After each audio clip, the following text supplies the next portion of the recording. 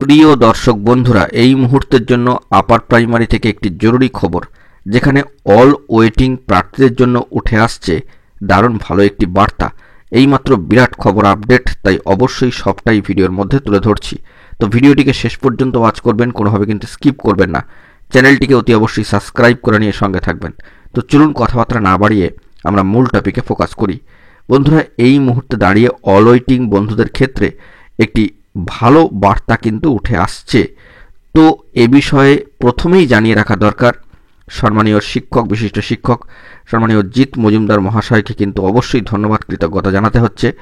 All Bengal upper primary teachers অ্যাসোসিয়েশনের তরফ থেকে সম্মানীয় বিশিষ্ট শিক্ষক জিৎ মজুমদার মহাশয় এই বার্তা কিন্তু দিয়ে দিয়েছেন। তো যে বিষয়টি জানা যাচ্ছে যে অল ওয়েটিং বন্ধুদের ক্ষেত্রে অল ওয়েটিং ক্লিয়ারের সমস্ত বন্দোবস্ত কিন্তু গ্রহণ করা হচ্ছে, এবং যাতে কোনো রকম আইনানুগ দিক থেকে বা আইনি জটিলতা না আসে সেই দিকটাই কিন্তু লক্ষ্য রাখা হচ্ছে।